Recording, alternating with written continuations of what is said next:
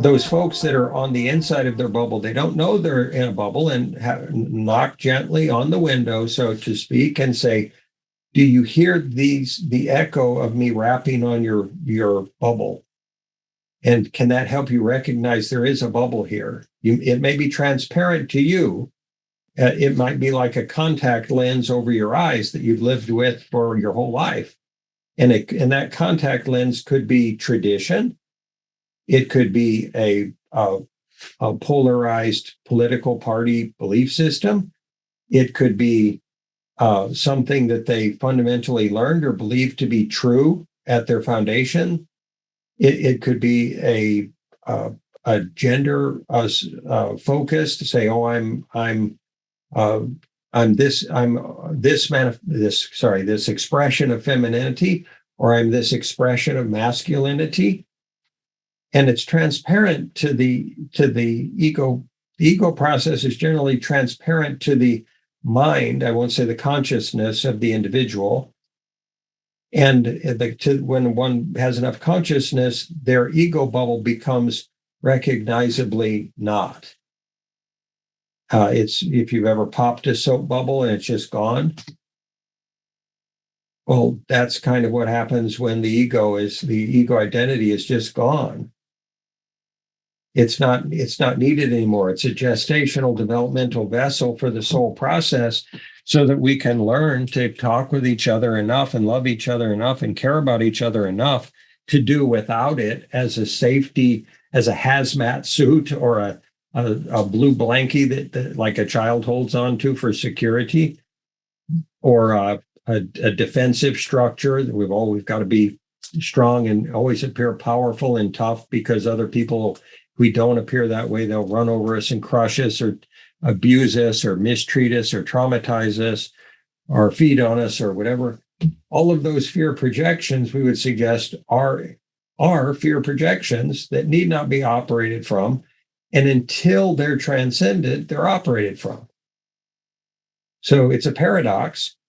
So we would suggest it's optimal not to shock anyone, even if you gained the capacity to suddenly pop their entire ego identity bubble so that they felt completely naked in the world and vulnerable and terrified and unable to feel that they had a way to move or be accepted or loved or cared about. Would that be a kindness?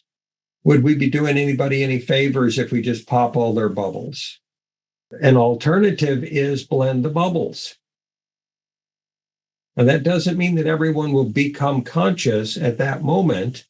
It will mean that the integration of all of their different positionalities, the amalgam of all of that, is likely to be far more conscious than their prior modalities and positionalities of fragmented unconsciousness that they have previously operated from. If we're suggesting this to the species, to the world, as a future path and process and way of moving forward sustainably and surviving together and along with a beautiful ecosystem, there's a lot of effects that's going to have. There's a lot of change, a lot of transformation, a lot of letting go of past wounding and imagined ego identities or tribal realities or pain or suffering that humanity's been holding on to that's been unreconciled for hundreds or thousands of years.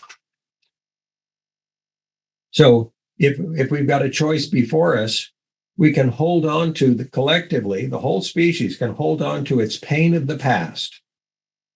And there's a lot there. I mean, more than a bucket full.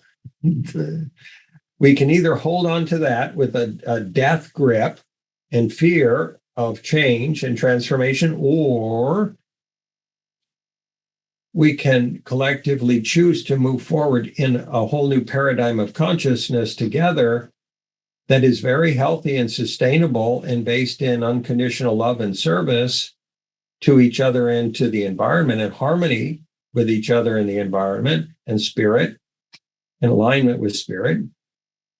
I mean, it might seem like a simple choice. It might seem like an easy choice. And how many people have their literal death grip on the past?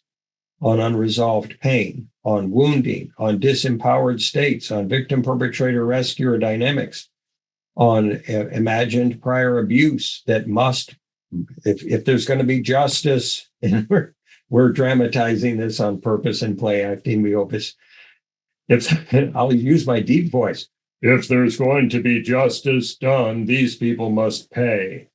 How'd I do? So the question is, what choice will we make? Does everyone in the world even know that this choice is available right now? Collectively, that this choice is available for every human being in the whole world. If we make this one choice right now, if we were just to say, okay, sounds good, let's do that. We're not suggesting breaking their bubbles or popping them, because each of their bubbles has its own defense strategies that try to keep it in a static status quo or a glacial evolutionary path. Have you ever seen if the little bottles of soap you can get where you can blow bubbles? If you put two bubbles together, they become one bubble. There is no bubble. There's no individuated bubbles anymore. There's just one. People, human beings, usually can't get to this understanding of the oneness of all things from their mind or from their intelligence. It's not about smart.